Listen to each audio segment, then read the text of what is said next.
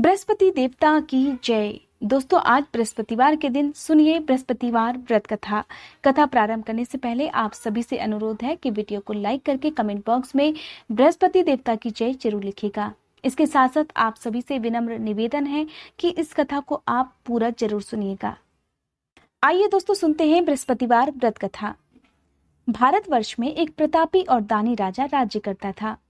वो रोज गरीबों को और ब्राह्मणों को यथासंभव मदद करता था और ये बात उसकी रानी को बिल्कुल अच्छी नहीं लगती थी। वो ना तो गरीबों को दान देती, ना ही भगवान का पूजन करती और राजा को भी दान देने से मना किया करती थी। एक दिन राजा शिकार खेलने वन को गए हुए थे तो रानी महल में अकेली थी। उसी समय बृहस्पति देव साधु वेश में राजा के महल में भिक्षा लेने के लिए गए। भिक्षा मांगी। रानी ने भिक्षा देने से इनकार कर दिया और कहा, हे साधु महाराज, मैं तो इस दान पुण्य से तंग आ गई हूँ। मेरा पति सारा धन लुटाते रहते हैं। मेरी इच्छा है कि हमारा धन नष्ट हो जाए, फिर न रहेगा बांस और न बजेगी बांसुरी। ये बात सुनकर साधु ने कहा, देवी, तुम तो बड़ी विचित्र हो। धन संतान तो सभी चाहते हैं, पुत्र और लक्ष्मी तो पापी के घर भी होनी चाहिए। अगर तुम्हारे पास धन अधिक है तो भूखों को भोजन दो, प्यासों के लिए प्याऊ बनवाओ, मुसाफिरों के लिए धर्मशालाएं खुलवा दो। जो निर्धन अपनी कुंवारी कन्याओं का विवाह नहीं करा सकते, उनका विवाह करा दो। ऐसे और भी कई नेक काम हैं जिनको करने से तुम्हारा यश लोक परलोक में फैलेगा। परंतु रानी पर उपदेश का कोई प्रभाव नहीं पड़ा। वो बोली, महाराज, आप मुझे कुछ मत समझाइए। मैं ऐसा धन नहीं चाहती जो हर जगह बांटती फिरूं। साधु ने उत्तर दिया, अगर तुम्हारी ऐसी इच्छा है तो तथास्तु। तुम ऐसा करना कि बृहस्पतिवार को घर लीपकर पीली मिट्टी से अपना सिर धोकर स्नान करना, भट्टी चढ़ाकर कपड़े धोना। ऐसा करने से तुम्हारा सारा धन नष्ट हो जाएगा। ऐसा कहकर वो साधु महाराज वहां से अंतर्ध्यान हो गए। साधु के अनुसार कई बातों को पूरा करते हुए रानी को केवल 3 बृहस्पतिवार ही बीते थे कि उसकी समस्त धन संपत्ति नष्ट हो गई और भोजन के लिए राजा का परिवार तरसने लगा। तब एक दिन राजा ने अपनी रानी से कहा, हे रानी, तुम यहीं रहो, मैं दूसरे देश को जाता हूँ, क्योंकि यहाँ पर सभी लोग मुझे जानते हैं, इसलिए मैं कोई भी छोटा काम नहीं कर सकता। ऐसा कहकर राजा परदेश चला गया। वहां वो जंगल से लकड़ी काट कर लाता और शहर में बेचता। इस तरह वो अपना जीवन व्यतीत करने लगा। इधर राजा के परदेश जाते ही रानी और दासी बहुत दुखी रहने लगी। एक बार जब रानी और दासी को 7 दिन तक बिना भोजन के रहना पड़ा तो रानी ने अपनी दासी से कहा, हे दासी, पास के ही नगर में मेरी बहन रहती है। वो बहुत धनवान है। तो उसके पास जा और कुछ लेकर आ, ताकि थोड़ी बहुत गुजर बसर हो जाए। दासी रानी की बहन के पास चली गई। उस दिन गुरुवार था और रानी की बहन उस समय बृहस्पति देवता की कथा सुन रही थी।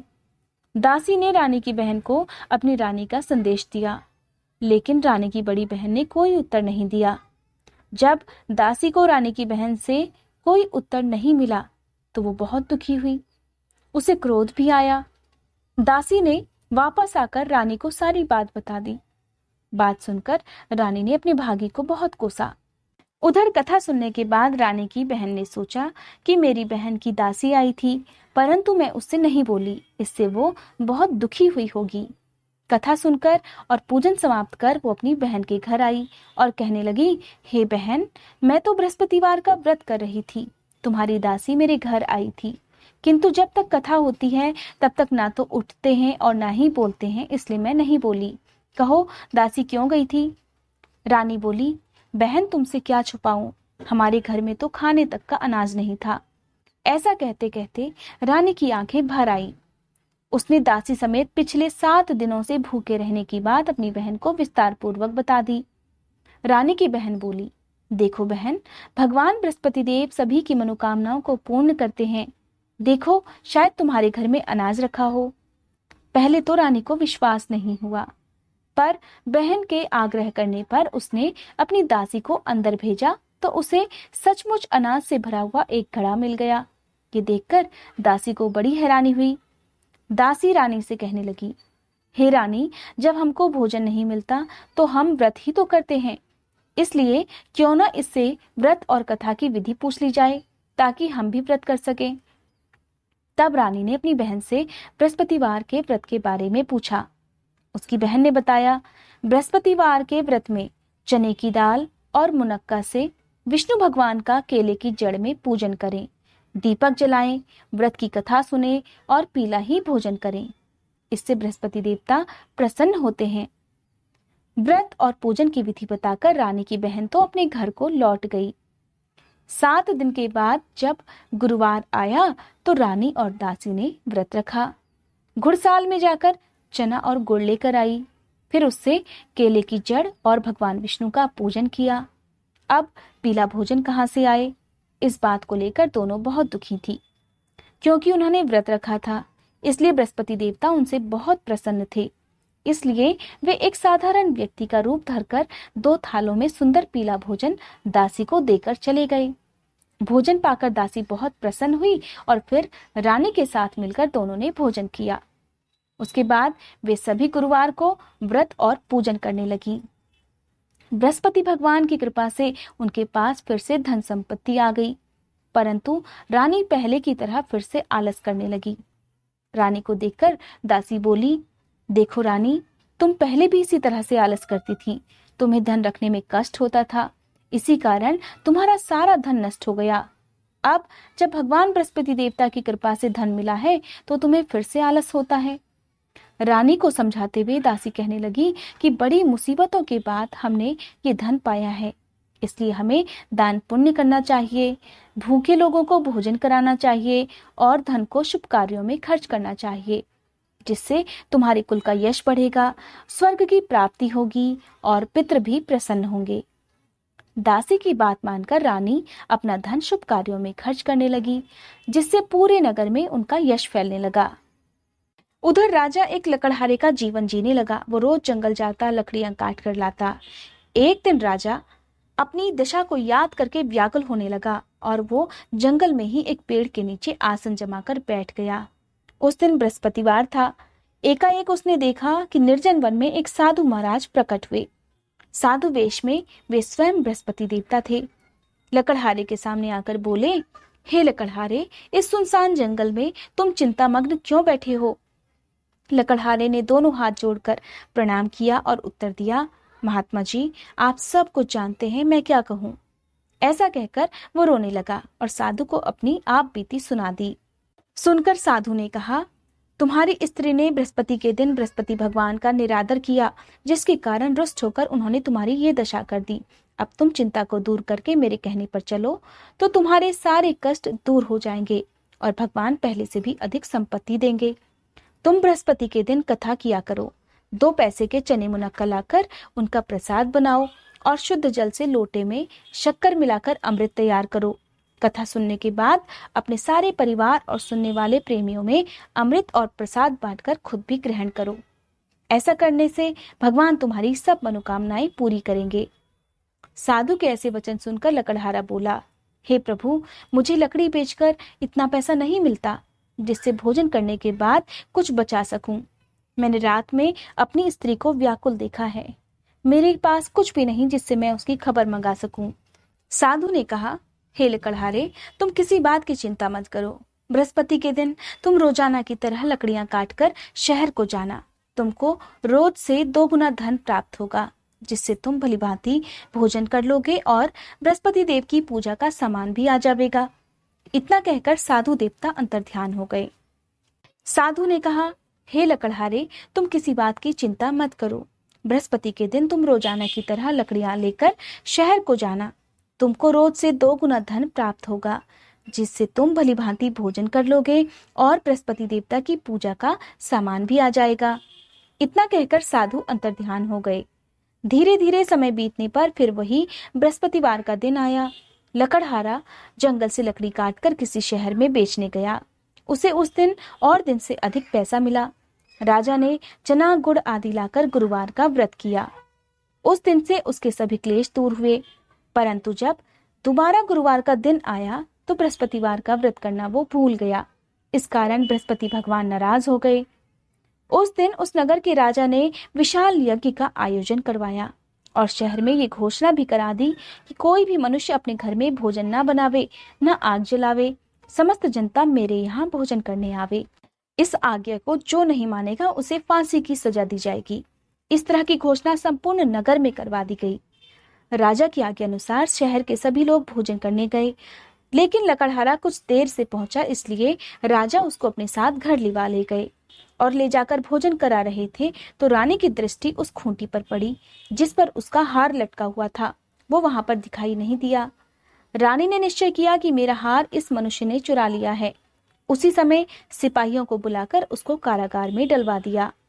जब लकड़हारा कारागार में पड़ गया और बहुत दुखी होकर विचार करने लगा कि ना जाने कौन से पूर्व जन्म के कर्म से मुझे ये दुख प्राप्त हुआ है, और उसी साधु को याद करने लगा जो कि जंगल में मिला था। उसी समय तत्काल बृहस्पति देव साधु के रूप में प्रकट हुए और उसकी दशा को देखकर कहने लगे, अरे मूर्ख, तूने बृहस्पति देव की कथा नहीं करी, इसी कारण तुझे आज ये दुख मिला है। अब चिंता मत कर, बृहस्पतिवार के दिन कारागार के दरवाजे पर 4 पैसे पड़े मिलेंगे, उनसे तू बृहस्पति देव की पूजा करना, तेरे सभी कष्ट दूर हो जाएंगे। बृहस्पतिवार के दिन उसे 4 पैसे मिले। लकड़हारे ने कथा कही। उसी रात को बृहस्पति देव ने उस नगर के राजा को स्वप्न में कहा, राजा, तुमने जिस आदमी को कारागार में बंद कर दिया है वो निर्दोष है, वो राजा है, उसे छोड़ देना। रानी का हार उसी खूंटी पर लटका है। अगर तू ऐसा नहीं करेगा तो मैं तेरे राज्य को नष्ट कर दूंगा। इस तरह रात के स्वप्न को देखकर राजा प्रातःकाल उठा और खूंटी पर हार देखकर लकड़हारे को बुलाकर क्षमा मांगी। साथ ही लकड़हारे को सुंदर योग्य वस्त्र आभूषण देकर विदा कर दिया। बृहस्पति देव की आज्ञा अनुसार लकड़हारा अपने नगर को चल दिया। राजा जब अपने नगर के निकट पहुंचा तो उसे बड़ा आश्चर्य हुआ। नगर में पहले से अधिक बाग, तालाब, कुएं और बहुत सी धर्मशाला, मंदिर आदि बन गई हैं। राजा ने पूछा, ये किसका बाग और धर्मशाला है? तब नगर के सब लोग कहने लगे, ये सब रानी और बांदी के हैं। तो राजा को आश्चर्य हुआ और गुस्सा भी आया। जब रानी ने ये खबर सुनी कि राजा आ रहे हैं तो उन्होंने अपनी बांदी से कहा, हे दासी, देख, राजा हमको कितनी बुरी हालत में छोड़कर गए थे। हमारी ऐसी हालत देखकर वो लौट ना जाए, इसलिए तू दरवाजे पर खड़ी हो जा। आज्ञा अनुसार दासी दरवाजे पर खड़ी हो गई। राजा आए तो उन्हें अपने साथ लिवा लाई। तब राजा ने क्रोध करके अपनी रानी से पूछा, ये धन तुम्हें कैसे मिला? तब उन्होंने कहा, हमें ये सब धन बृहस्पति देव के इस व्रत के प्रभाव से मिला है। राजा ने निश्चय किया कि 7 रोज बाद तो सभी बृहस्पति देव की पूजा करते हैं, परंतु मैं प्रतिदिन दिन में 3 बार कहानी और रोज व्रत किया करूंगा। अब हर समय राजा के दुपट्टे में चने की दाल बंधी रहती और दिन में वो 3 बार कहानी कहता। एक रोज राजा ने विचार किया कि चलो अपनी बहन के यहाँ हो आवे। इस तरह निश्चय कर राजा घोड़े पर सवार होकर अपनी बहन के यहाँ को चलने लगा। मार्ग में उसने देखा कि कुछ आदमी एक मुर्दे को लिए जा रहे हैं। उन्हें रोककर राजा कहने लगा, अरे भाइयों, मेरी बृहस्पतिवार की कथा सुन लो। वे बोले, लो, हमारा तो आदमी मर गया है, इसको अपनी कथा की पड़ी है। परंतु कुछ आदमी बोले, अच्छा कहो, हम तुम्हारी कथा भी सुनेंगे। राजा ने दाल निकाली और जब कथा आधी हुई थी कि मुर्दा हिलने लग गया, और जब कथा समाप्त हो गई तो राम राम कहकर वह मनुष्य उठकर खड़ा हो गया। आगे मार्ग में उसे एक किसान खेत में हल चलाता मिला। राजा ने उसे देखकर उससे कहा, अरे भैया, तुम मेरी बृहस्पति देव की कथा सुन लो। किसान बोला, जब तक मैं तेरी कथा सुनूंगा तब तक 4 हरैया जोत लूंगा। जा अपनी कथा किसी और को सुनाना।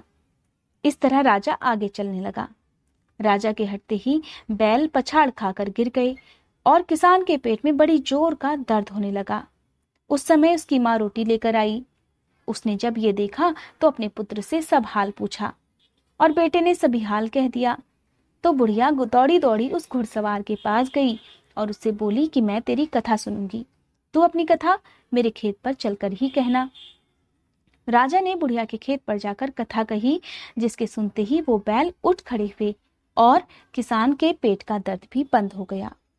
अब राजा अपनी बहन के घर पहुंचा। बहन ने भाई की खूब मेहमानी की। दूसरे रोज प्रातःकाल जब राजा जगा तो वो देखने लगा कि सब लोग भोजन कर रहे हैं। तब राजा ने अपनी बहन से कहा, ऐसा कोई मनुष्य है जिसने भोजन ना किया हो? मेरी बृहस्पतिवार की कथा सुन ले। बहन बोली, हे भैया, ये देश ऐसा ही है, पहले यहाँ लोग भोजन करते हैं, बाद में अन्य काम करते हैं। अगर कोई पड़ोस में हो तो देख आऊं। ऐसा कहकर वो देखने चली गई, परंतु उसे कोई ऐसा व्यक्ति नहीं मिला जिसने भोजन ना किया हो। अतः वह एक कुम्हार के घर गई जिसका लड़का बीमार था। उसे मालूम हुआ उनके यहाँ 3 रोज से किसी ने भोजन नहीं किया है। रानी ने अपने भाई की कथा सुनने के लिए कुम्हार से कहा तो वो तैयार हो गया। राजा ने जाकर बृहस्पतिवार की कथा कह दी, जिसको सुनकर उसका लड़का ठीक हो गया। अब तो राजा की प्रशंसा होने लगी।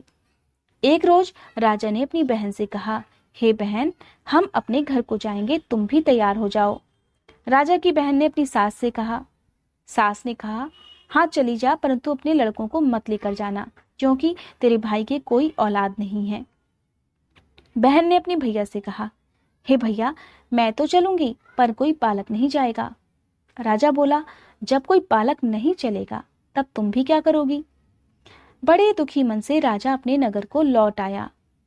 राजा ने अपनी रानी से कहा, हम निर्वंशी हैं, हमारा मुंह देखने का धर्म नहीं है, और कुछ भोजन आदि नहीं किया। रानी बोली, हे प्रभु, बृहस्पति देव ने हमें सब कुछ दिया है, वो हमें औलाद अवश्य देंगे। उसी रात को बृहस्पति देव ने राजा से स्वप्न में कहा, हे राजा उठ, सभी सोच त्याग दे, तेरी रानी गर्भ से है।